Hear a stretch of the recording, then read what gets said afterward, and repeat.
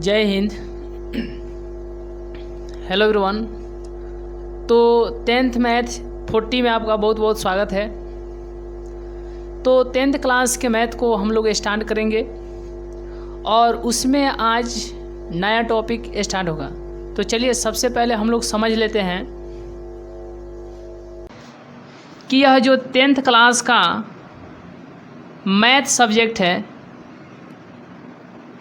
इसमें किस चैप्टर से या किस टॉपिक से कितने नंबर के सवाल पूछे जाते हैं और कौन सा चैप्टर, चाहे वह एनसीईआरटी का मैथ हो या फिर डॉक्टर केसी सिन्हा का मैथ हो या किसी भी प्रकाशन का कोई भी बुक हो, तो उसके कौन से टॉपिक पढ़ना है यह हम लोग समझ लेते हैं और उस टॉपिक से कितने नंबर के तो क्वेश्चन पूछे जाते हैं।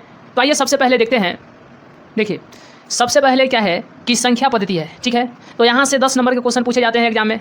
2 नंबर में है बीजगणित, जहाँ से 20 नंबर के क्वेश्चन पूछे जाते हैं। और 3 नंबर में है ज्यामिति, यहाँ से भी 20 नंबर के क्वेश्चन पूछे जाते हैं। 4 में है निर्देशांक ज्यामिति, यहाँ से 10 नंबर के क्वेश्चन पूछे जाते हैं। और 5 में है त्रिकोणमिति, यहाँ से 20 नंबर के क्वेश्चन पूछे जाते हैं। और 6 में है क्षेत्रमिति, यहाँ से भी 10 नंबर के सवाल पूछे जाते हैं। और 7 में है सांख्यिकी एवं प्रायिकता, तो यहाँ से 10 नंबर के सवाल पूछे जाते हैं। देखिए कि 10, 20, 50, ठीक है। 50, 10, 60, 20, 80, 90 और 100, यानी टोटल कितने मार्क्स हो गए? तो मैथ के टोटल मार्क्स हो गए 100। कितने हो गए टोटल? 100 मार्क्स। देखिए सबसे पहले क्या है कि संख्या पद्धति में से, यानी संख्या पद्धति, यहाँ से 10 नंबर के क्वेश्चन पूछे जाते हैं, जिसमें एनसीईआरटी का चैप्टर नंबर 1 आता है। 2 नंबर में है कि बीजगणित, यहाँ से 20 नंबर के क्वेश्चन पूछे जाते हैं, इसमें चैप्टर नंबर आता है एनसीईआरटी का 2, 3, 4, 5, ठीक है। 3 नंबर में ज्यामिति, यहाँ से 20 नंबर के क्वेश्चन पूछे जाते हैं, लेकिन इसमें चैप्टर कौन कौन सा आता है? तो 6 आता है, 10 आता है और 11 आता है। देखिए जब एक अलग वीडियो बनाएंगे तो उसमें हम बता देंगे कि जो पहले, देखिए इस बार तो सिलेबस चेंज हुआ है, तो जिनके पास पहले वाला एनसीईआरटी बुक है कुछ अंतर है, ठीक है। लेकिन पुराने वाले जो एनसीईआरटी में चैप्टर जो 11 है इसको नहीं पढ़ना है, इसको बोर्ड ने हटा दिया है, ठीक है। तो ये अलग से वीडियो बनाएंगे तो समझा देंगे, लेकिन अभी इसको फिलहाल लिख देते हैं, ठीक है। तो अब यहाँ पर 4 नंबर में क्या है? देखिए 4 नंबर में है निर्देशांक ज्यामिति, यहाँ से 10 नंबर के क्वेश्चन पूछे जाते हैं, तो इसमें चैप्टर सिर्फ 7 ही पढ़ना है। उसके बाद में क्या है, 5 नंबर में आता है त्रिकोणमिति, तो यहाँ से 20 नंबर के क्वेश्चन पूछे जाते हैं, जिसमें चैप्टर आता है 8 आता है चैप्टर और 9 किसका? एनसीईआरटी का, ठीक है। क्षेत्रमिति है, 6 नंबर में है क्षेत्रमिति, यहाँ से 10 नंबर के क्वेश्चन पूछे जाते हैं, तो इसमें जो चैप्टर है 12 और चैप्टर 13 आता है। नेक्स्ट है कि सांख्यिकी एवं प्रायिकता, तो यहाँ से भी 10 नंबर के क्वेश्चन पूछे जाते हैं एग्जाम में, ठीक है। तो इसमें जो चैप्टर आता है चैप्टर नंबर 4 आता है और चैप्टर नंबर 5 आता है, ठीक है। तो ये टोटल मार्क्स जो है ये कितने हो गए? 100 मार्क्स। ये मैथ का टोटल कितना हो गया? 100 मार्क्स हो गया। तो देखिए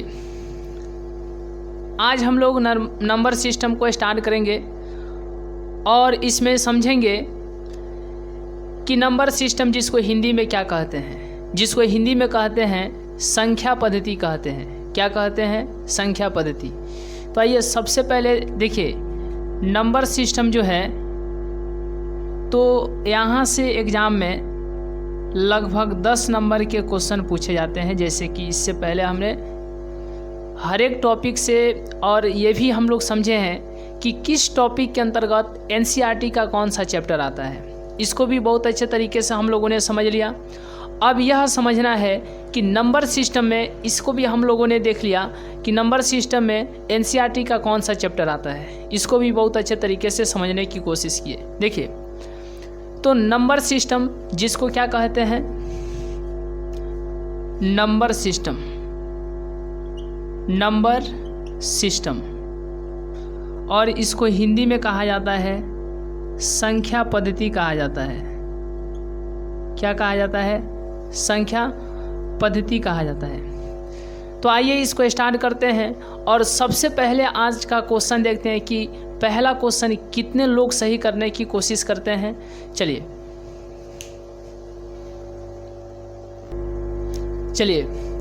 तो इस क्वेश्चन का सही जवाब कौन सा होगा? ऑप्शन नंबर ए होगा या ऑप्शन नंबर बी होगा या ऑप्शन नंबर सी या ऑप्शन नंबर डी? चलिए इस क्वेश्चन का सही जवाब कौन सा होगा? देखिए सबसे पहले यहाँ पर कहा गया है कि अभाज्य संख्या। तो अभाज्य संख्या किसे कहा जाता है? अभाज्य संख्या किसे कहा जाता है?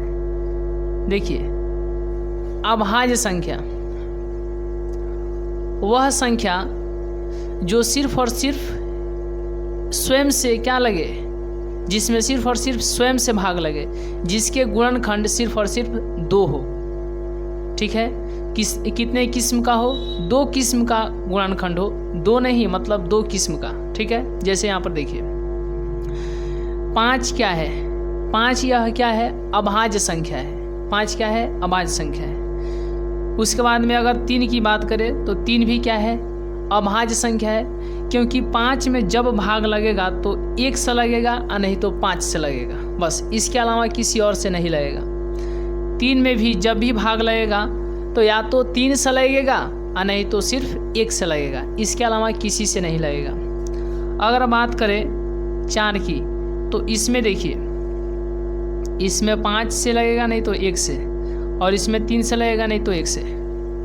लेकिन 4 में 4 से भी लगेगा, 1 से भी लगेगा, और 4 में 2 से भी लगेगा। 4 में कितना से भाग लग जाएगा? तो 4 से तो लगेगा ही लगेगा, 1 से लगेगा, फिर इसके अलावा 2 से भी लगेगा।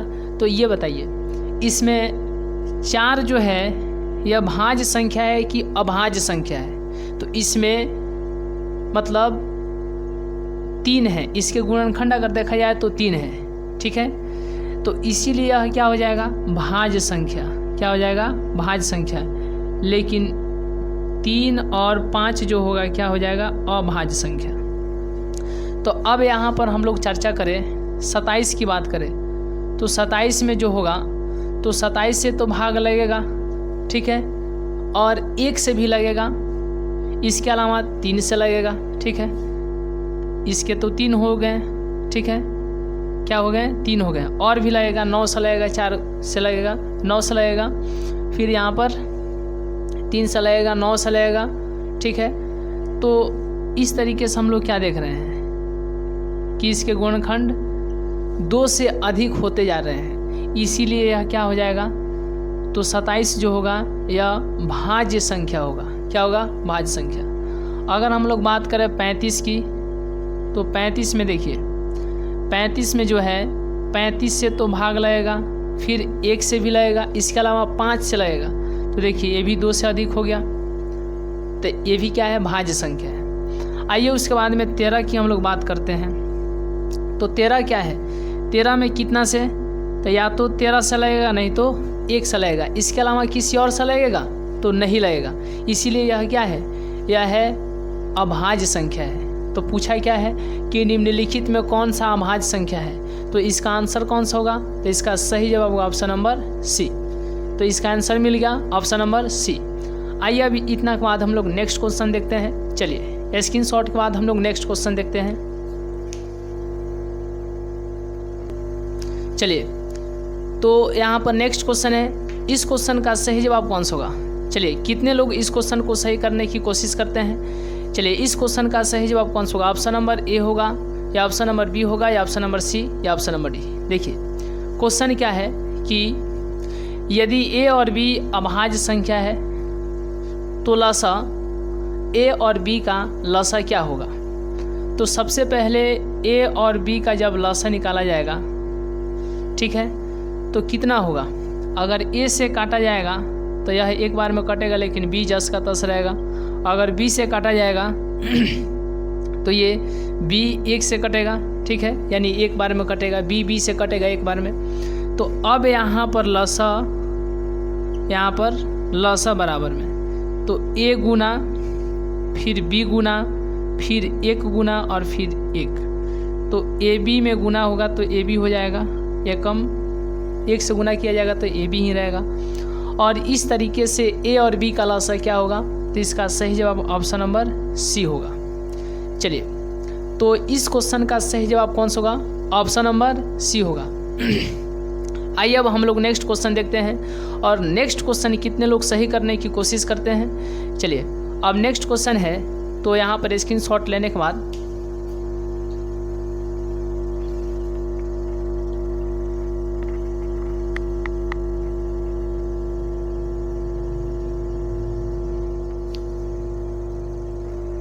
चलिए तो इस क्वेश्चन का सही जवाब कौन सा होगा? ऑप्शन नंबर ए होगा, या ऑप्शन नंबर बी होगा, या ऑप्शन नंबर सी, या ऑप्शन नंबर डी। तो देखिए सबसे पहले क्वेश्चन क्या है कि संख्या 2.131113111311113 डॉट डॉट डॉट यह कैसी संख्या है? तो सबसे पहले तो यह पूर्णांक संख्या नहीं हो सकती है, ठीक है, सही आएगा। देखिए ये परिमेय संख्या तो है नहीं, तो यह क्या है? यह है अपरिमेय संख्या, क्योंकि यह तो अगर कट जाएगी पूरा का पूरा तो परिमेय संख्या, ठीक है। लेकिन इस कंडीशन को देख करके यह कैसी संख्या है? अपरिमेय संख्या होगी, और इसलिए इस क्वेश्चन का सही जवाब ऑप्शन नंबर क्या होगा? तो ऑप्शन नंबर सी होगा। इस प्रकार के क्वेश्चन पूछे जाते हैं, ठीक है, एग्जाम में यह पूछा गया क्वेश्चन है। तो इस तरीके से इस क्वेश्चन का सही जवाब ऑप्शन नंबर क्या? सी होगा। क्या होगा? ऑप्शन नंबर सी, अपरिमेय संख्या है। आइए अब इसके बाद हम लोग नेक्स्ट क्वेश्चन देखते हैं, और नेक्स्ट क्वेश्चन कितने लोग सही करने की कोशिश करते हैं। तो आइए अब यहाँ के बाद हम लोग स्क्रीनशॉट लेने के बाद तो नेक्स्ट क्वेश्चन देखते हैं। नेक्स्ट क्वेश्चन है, चलिए, तो इस क्वेश्चन का सही जवाब कौन सा होगा? ऑप्शन नंबर ए होगा, या ऑप्शन नंबर बी होगा, या ऑप्शन नंबर सी, या ऑप्शन नंबर डी। चलिए कितने लोग इस क्वेश्चन को सही करने की कोशिश करते हैं? आप लोग कमेंट जरूर कीजिएगा कि जब यह क्लास जो समाप्त होगा तब ये टोटल कितने आप क्वेश्चन सही किए, आपका कितना क्वेश्चन गलत है ये कमेंट कीजिएगा, ठीक है। चलिए तो इस क्वेश्चन का सही जवाब कौन सा होगा? देखिए सबसे पहले तो यहाँ पर कि सह अभाज्य संख्याओं का मसा होता है। तो सह अभाज्य वैसी संख्या को कहा जाता है जिसका मसा क्या हो? एक हो। वैसी दो संख्याएं जिनका मसा एक है तो उसको क्या कहेंगे? सहअभाज्य। तो इसीलिए बताइए कि सहअभाज्य संख्याओं का मसा कितना होता है? तो एक होता है। और इस तरीके से इस क्वेश्चन का सही जवाब तो ऑप्शन नंबर ए होगा। ऑप्शन नंबर एक होगा, मतलब बी, ठीक है। ऑप्शन नंबर बी एक। आइए अब यहाँ के बाद हम लोग नेक्स्ट क्वेश्चन देखते हैं, और नेक्स्ट क्वेश्चन कितने लोग सही करने की कोशिश करते हैं यह बिल्कुल देखने की बात होगी। चलिए तो 10th क्लास के मैथ के लिए यह जो हम लोगों ने 10th मैथ रिवीजन को स्टार्ट किया हुआ है, इसमें यह वीडियो नंबर 40 है। यदि हमें उम्मीद है कि यदि आप वीडियो 1 से देखिए लेकर के 40 तक, 1 से लेकर के 40 तक, तो हमें पूरे अच्छे तरीके से आप उसमें हर एक प्रकार के कंसेप्ट को, जैसे कि अर्थमेटिक प्रोग्रेशन से भी एग्जाम में प्रश्न पूछे जाते हैं। बहुत सारे ऐसे टॉपिक को हम लोगों ने कवर किया है जहाँ से सीधे एग्जाम में क्वेश्चन पूछे जाते हैं, और वैसे आप क्वेश्चन बैंक को उठा कर के भी देख सकते हैं। उस प्रकार के क्वेश्चन को हम लोगों ने इस वीडियो के अंदर के जितने भी क्लास है, इन सारे क्लास में हम लोगों ने क्वेश्चन बैंक के उन सारे प्रश्नों को सॉल्व किया है जहां से एग्जाम में डायरेक्ट क्वेश्चन पूछे जाते हैं, और उस प्रकार के प्रश्न को सॉल्व भी किया गया है। तो हमें उम्मीद है कि आज का क्लास बहुत अच्छा होने वाला है। चलिए अब यहाँ के बाद स्क्रीनशॉट लेने के बाद हम लोग नेक्स्ट क्वेश्चन देखेंगे। नेक्स्ट क्वेश्चन कितने लोग सही करने की कोशिश करते हैं या बेहतर, चलिए नेक्स्ट क्वेश्चन कितने लोग सही करते हैं। चलिए नेक्स्ट क्वेश्चन है स्क्रीनशॉट के बाद। चलिए तो इस क्वेश्चन का सही जवाब कौन सा होगा? ऑप्शन नंबर ए होगा, या ऑप्शन नंबर बी होगा, या ऑप्शन नंबर सी, या ऑप्शन नंबर डी। देखिए जैसे कि आप 10th क्लास के एनसीईआरटी मैथ और एक्सरसाइज 1.1 को वहाँ पर क्वेश्चन देखेंगे, तो इस तरह के कुछ प्रश्न सिद्ध करने के लिए आते हैं। आइए उस प्रकार के क्वेश्चन को हम लोग ऑब्जेक्टिव में समझते हैं। देखिए कि यदि m एक धनात्मक पूर्णांक है यदि m एक क्या है? धनात्मक पूर्णांक है, तो धनात्मक विषम पूर्णांक का रूप क्या होगा? सबसे पहले विषम, जैसे कि आप यहाँ पर तो विषम बोल दिया है, तो यह तो सम तो होगा नहीं, यह भी सम है। अब सम संख्या विषम संख्या तो इतना तो आप लोग जानते ही हैं। सम संख्या 0 हो, 2 हो, 4 हो, 6 हो, 8 हो, जिसके इकाई स्थान पर 0 हो, 2 हो, 4 हो, 6 हो, 8 हो, तो उसको क्या कहते हैं? सम संख्या कहते हैं। जबकि विषम संख्या जिसके इकाई स्थान पर 0, 2, 4, 6, 8 न हो, उसे क्या कहेंगे? विषम संख्या। तो 2 है और यहाँ पर 4 है, तो यह सम संख्या हो जाएगा, ठीक है। और इसमें बोला गया है विषम, तो सबसे पहले तो यह 2 ऑप्शन होगा नहीं। चलिए तो यहाँ पर है विषम, एक क्या है विषम संख्या है, इसलिए इस क्वेश्चन का सही जवाब क्या होगा, ऑप्शन नंबर सी होगा 4m+1। आइए अब आपको यहाँ पर तो 4m+1 यदि m के स्थान पर 1 रखिए तो कितना आएगा, 4 एकम 4 1 5। अगर 4 के स्थान पर 2 रखिए +1 तब 4 दूना 8 1 9। अब 4m के स्थान पर 3 रखिए, 4 3 12 1 13। अब m के स्थान पर कितना 4, अब प्लस है तो प्लस, अब 1 है तो 1, यही ना मेन था। तो 4 चौके 16 1 17। तो ये सब क्या आ रहे हैं, विषम आ रहे हैं, इसीलिए 4m+1 ऑप्शन नंबर सी सही होगा। लेकिन आइए इसको चेक करते हैं, 4m+2 तो 4 गुना m के स्थान पर 1 +2, 4 और 2 कितना हो जाएगा 6 हो जाएगा। फिर 4 m के स्थान पर 2 तो 4 दूना 8 और यहाँ पर 2 कितना हो गया 10। फिर यहाँ पर m के स्थान पर 3 और प्लस है तो +2, ठीक है, और बराबर में तो 4 3 12 2 14। तो ये सब क्या आ रहे हैं, सम आ रहे हैं, इसीलिए यह सम के लिए था, ये भी सम के लिए था। कैसे, तो 4m+4 था ना, तो m के स्थान पर कितना रख दिए 1, प्लस है तो प्लस, 4 है तो 4, तो कितना हो जाएगा 4 एकम 4 और 4 कितना हो जाएगा 8। फिर m के स्थान पर अब कितना 2 प्लस 4, 4 दूना 8 4 12। फिर अब m के स्थान पर कितना 1 रख दिए, 2 रख दिए, अब कितना रख दिए m के स्थान पर 3 और प्लस में यहाँ पर 4, तो 4 3 12 और 4 16। ये सारे के सारे सम आ रहे हैं, तो इसीलिए यह सम है, ये भी सम है, तो विषम होगा नहीं होगा, ये भी विषम नहीं होगा, विषम कौन होगा, तो 4m+1 होगा। तो इस तरीके से इस क्वेश्चन का सही जवाब क्या होगा, ऑप्शन नंबर सी होगा। तो यह जो है विषम के लिए है। इसी तरीके से ऑब्जेक्टिव में पूछ देगा सम के लिए, तो सम के लिए जैसे कि आप देख पा रहे हैं। तो आइए अब यहाँ के बाद नेक्स्ट क्वेश्चन देखते हैं कि नेक्स्ट क्वेश्चन कितने लोग सही करने की कोशिश करते हैं। चलिए ये देखने की बात है कि नेक्स्ट क्वेश्चन कितने लोग सही करते हैं। आइए अब यहाँ तक का स्क्रीनशॉट लेने के बाद हम लोग नेक्स्ट क्वेश्चन देखते हैं। चलिए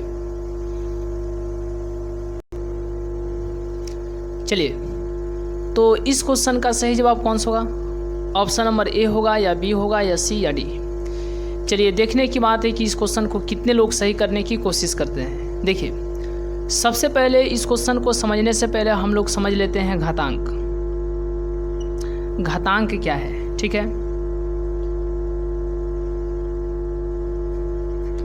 देखिए यहाँ पर क्या है कि 5 का पावर कितना है 3, तो 5 का घातांक कितना है 3। यहाँ पर 6 का पावर कितना है 3, तो 6 का घातांक कितना है 3। उसी तरीके से 7 का पावर यहाँ पर कितना है तो 4, इसीलिए 7 का घातांक कितना है 4। उसी तरीके से यहाँ पर 8 का पावर कितना है तो 8 का पावर है 4, इसीलिए 8 का घातांक कितना है तो 8 का घातांक है 4। तो अब घातांक आप लोग समझ गए होंगे। इसमें पूछा गया है कि 144 के अभाज्य गुणनखंड में 2 का घातांक कितना है। तो देखिए 144 है, ठीक है। जैसे यहाँ पर 144 तो 2 से भाग दीजिएगा, इसमें तो 72 आएगा। फिर 72 में 2 से भाग देने पर 36 आएगा। फिर यहाँ पर बोलिए, यहाँ पर 2 दे दे तो यहाँ पर 18, फिर यहाँ पर 2 तो यहाँ पर 9, फिर यहाँ पर 3 तो यहाँ पर 3, 3 एकम 3। तो 2 कितना बार है 1 2 3 4, 4 बार है गुना। 3 कितना बार है तो 1 2 2 बार, और 1 कितना बार है 1 बार। 1 लिख भी सकते हैं, नहीं भी लिख सकते हैं। तो अब इसमें आपसे क्या पूछा गया है, तो इसमें आपसे पूछा गया है कि चलिए इसमें बताइए कि 2 का घातांक 144 के अभाज्य गुणनखंड तो निकाल लिया गया, कितना आया 2 का पावर 4 गुने 3 का पावर 2 गुने 1 का पावर 1। तो इसमें बताइए कि 2 का घातांक कितना है, तो यहाँ पर 2 का घातांक यानी कितना है 2 का घातांक 4 है। तो इसीलिए इस क्वेश्चन का सही जवाब ऑप्शन नंबर कितना हो जाएगा 4 हो जाएगा। और इस तरीके से इस क्वेश्चन का सही जवाब ऑप्शन नंबर सी होगा। आइए अब इतना के बाद हम लोग नेक्स्ट क्वेश्चन देखते हैं कि नेक्स्ट क्वेश्चन कितने लोग सही करने की कोशिश करते हैं। चलिए अब इतने के बाद हम लोग नेक्स्ट क्वेश्चन देखेंगे, स्क्रीनशॉट लेने के बाद हम लोग नेक्स्ट क्वेश्चन देखेंगे। चलिए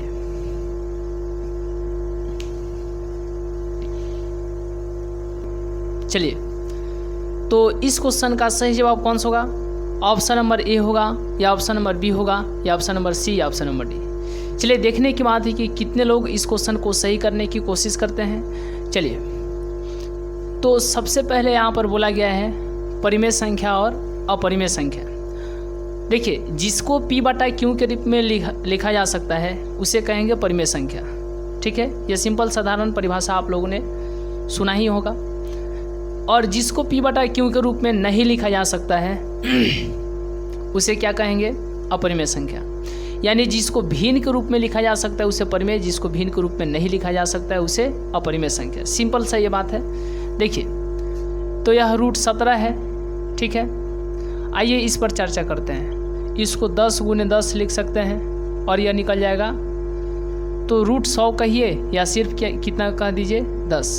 ठीक है,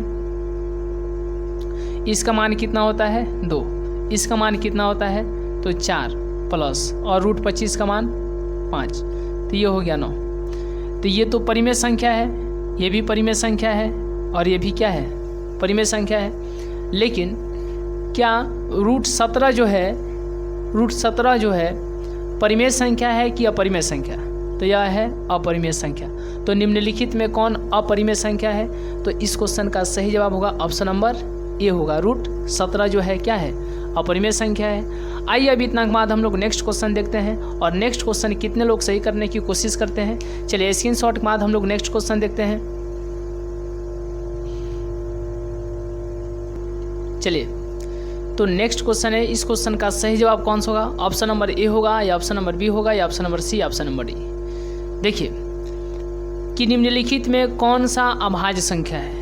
निम्नलिखित में कौन सा अभाज्य संख्या है? तो देखिए 91 जो है 91 में 1 से भाग लगेगा। पहले तो 91 से भाग लगेगा, फिर 1 से भाग लगेगा और 13 सते 91 होता है ना, मतलब 13 से भी लगेगा 7 से भी लगेगा। ठीक है, तो यह तो क्या हो गया? भाज्य संख्या हो गया। 213 की बात करते हैं तो 213 में जो है 213 से भाग लगेगा। ठीक है, और इसमें 1 से भाग लगेगा और इसको जोड़िए तो 2 1 3 3 6 हो गया। जोड़ने पर योगफल इसका 6 हो गया और 6 जो है 3 से विभाज्य है, मतलब यह 3 से विभाज्य होगा। तो यह 3 से विभाज्य है। तो इसके भी गुणनखंड क्या आ गए? 2 से अधिक आ गए। ठीक है, इसमें भी 2 से अधिक मटेरियल, एक तरह से समझिए गुणनखंड। इसमें भी 2 से अधिक है तो यह भाज्य हो गया। इसमें भी 1 2 3 हो गया, मतलब 2 से अधिक, तो ये भी क्या है? भाज्य संख्या है। आइए अब नेक्स्ट हम लोग बात करते हैं 41 की। तो 41 से इसमें भाग लगेगा। ठीक है, इसके बाद 1 से भाग लगेगा, इसके अलावा और किसी से भाग लगेगा? नहीं लगेगा। तो हम लोग का आंसर मिल गया। निम्नलिखित में कौन सा भाज्य संख्या है? तो इस क्वेश्चन का सही जवाब ऑप्शन नंबर सी होगा 41। ठीक है, तो इस क्वेश्चन का सही जवाब ऑप्शन नंबर सी होगा। आइए अब इतना के बाद हम लोग नेक्स्ट क्वेश्चन देखते हैं और नेक्स्ट क्वेश्चन कितने लोग सही करने की कोशिश करते हैं। चलिए इस क्वेश्चन के स्क्रीनशॉट लेने के बाद हम लोग नेक्स्ट क्वेश्चन देखते हैं।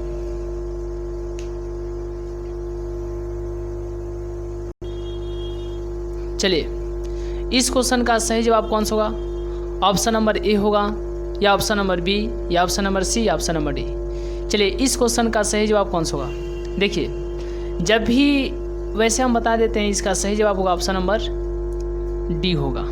अब कैसे होगा यही तो देखना है। देखिए जैसे यहाँ पर 2 है और 3 है, 2 और 3 लगातार संख्या है, 5 है और यहाँ पर 7 है। क्या ये लगातार संख्या है? तो ये लगातार संख्या नहीं है, क्योंकि 5 के बाद में कितना आता है?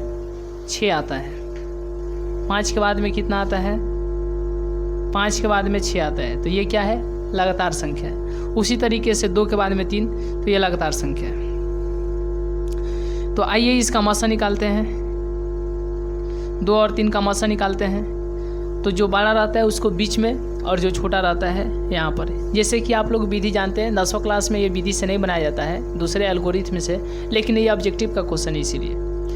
तो 1 बार में 2, यहाँ पर 1, फिर अब इसको 2 को यहाँ पर, तो 1 दूना 2 कट गया, तो यहाँ पर कितना आ गया 1, इसीलिए 2 और 3 का मौसा जो होगा कितना हो जाएगा 1। उसी तरीके से 5 और 6 का मौसा, तो जो बड़ा है उसको बीच में, बस से बड़ा बस से बीच, और यहाँ पर कितना हो जाएगा 5। तो 5 एकम 5 घटेगा तो 1, और फिर इसको यहाँ पर 5 को यहाँ पर लिख देंगे, तो 1 पचे 5 हो जाएगा, कट जाएगा। तो यहाँ पर जो कट रहा है, तो यहाँ पर देखिए कितना आ रहा है 1, इसीलिए 5 और 6 का मौसा जो होगा कितना हो जाएगा 1। और इसी तरीके से 2 लगातार संख्याओं का मौसा कितना होता है 1 1 आ रहा है, मतलब ऑप्शन नंबर डी। चलिए, तो नेक्स्ट क्वेश्चन है, और इस क्वेश्चन का सही जवाब कौन सा होगा? ऑप्शन नंबर ए होगा, या ऑप्शन नंबर बी होगा, या ऑप्शन नंबर सी, या ऑप्शन नंबर डी। चलिए, इस क्वेश्चन का सही जवाब कौन सा होगा? देखिए, निम्नलिखित में कौन सा परिमेय संख्या है? परिमेय संख्या इसमें पूछा गया है। तो देखिए, √1 इसको लिख सकते हैं √1 बटा में √144, और √1 का मान 1 होता है, √144 का मान 12 होता है। ठीक है, तो इसमें कहीं रूट बचा नहीं बचा, मतलब 1 बटा 12। इस क्वेश्चन का सही जवाब ऑप्शन नंबर ए होगा। यही क्या है? परिमेय संख्या है। लेकिन इसका अगर हम लोग बात करें, वैसे तो आंसर मिल गया है, लेकिन फिर भी इसको चर्चा कर लेते हैं। देखिए, √50 का इस तरीके से लिख सकते हैं, √50 बटा में √500। तो क्या √50 का एग्जैक्ट स्क्वायर रूट होता है, वर्गमूल होता है? नहीं होता है। और √500 का वर्गमूल होता है, स्क्वायर रूट होता है? नहीं होता है। तो ये क्या हो जाएगा? अपरिमेय संख्या हो जाएगा। उसी तरीके से √32 का भी क्या होता है? एग्जैक्ट वर्गमूल होता है? नहीं होता है। √36 का 6 होता है, लेकिन √32 का नहीं होता है। तो ये भी अपरिमेय संख्या। ये तो परिमेय संख्या है, लेकिन √5 अपरिमेय संख्या इसके साथ जुड़ा है, तो सबको घुला करके क्या बना दिया, यानी इसके साथ मिल करके इसको भी, इस 5 को भी अपरिमेय बना दिया। इसीलिए ऑप्शन नंबर डी भी क्या हो जाएगा? अपरिमेय संख्या। और इस तरीके से इस क्वेश्चन का सही जवाब ऑप्शन नंबर ए होगा। आइए अब यहाँ के बाद हम लोग नेक्स्ट क्वेश्चन देखते हैं। चलिए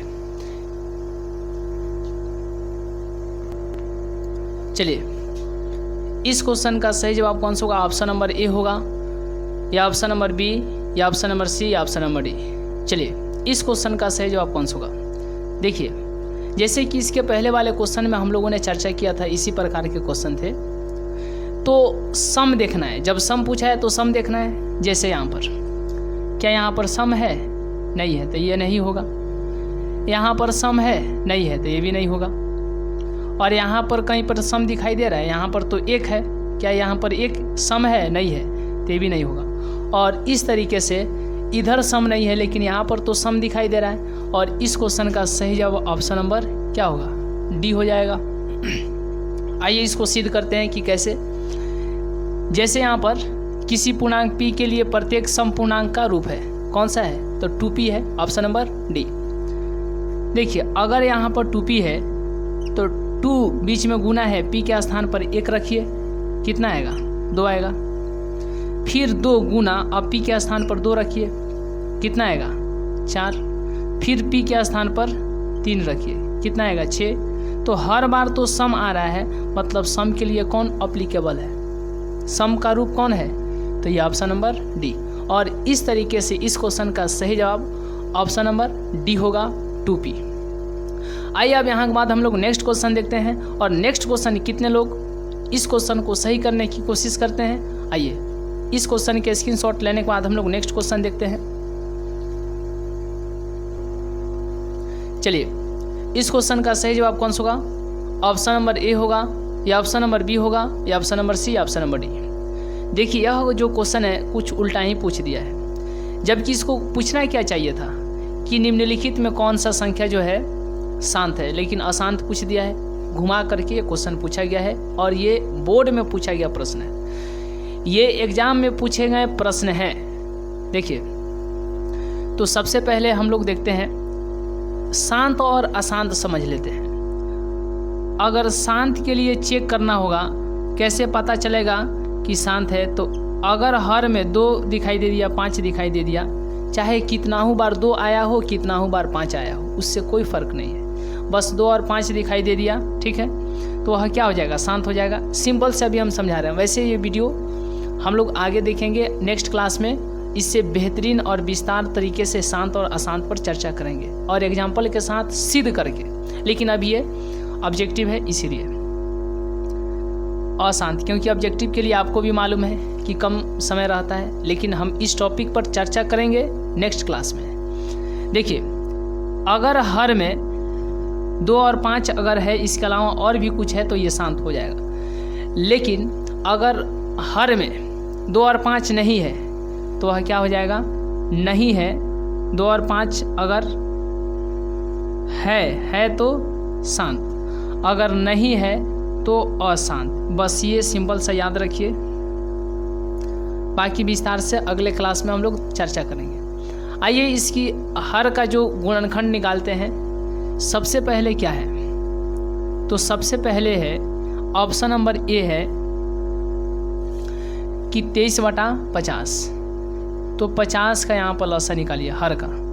2 से 25, 5, 5, 5, 1। तो इसका जो 2 का पावर 1 और 5 कितना बार है? 2 बार। और 1 कितना बार में है? 1 कितना बार है? 1 बार। तो इसमें तो 2 और 5 दिखाई दे दिया, मतलब ये शांत होगा। तो ये जब शांत है और हमको ढूंढना है क्या? अशांत। तो यह क्या निकल गया? शांत। यह ऑप्शन नहीं होगा। आइए इस पर हम लोग चर्चा करते हैं। ये कितना से है? 3 से, ठीक है, 81। फिर 3 से कितना बार में बताइए? 27। फिर 3 से 29 का, फिर 3 से 3, फिर 3 एकम 3। तो 3 का पावर कितना बार है? 1, 2, 3, 4, 5।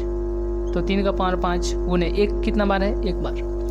तो इसमें आपको 2 और 5 कहीं दिखाई दे रहा है? नहीं दिखाई दे रहा है, मतलब यह क्या हो जाएगा? अशांत हो जाएगा। तो अशांत ही तो पता करना था।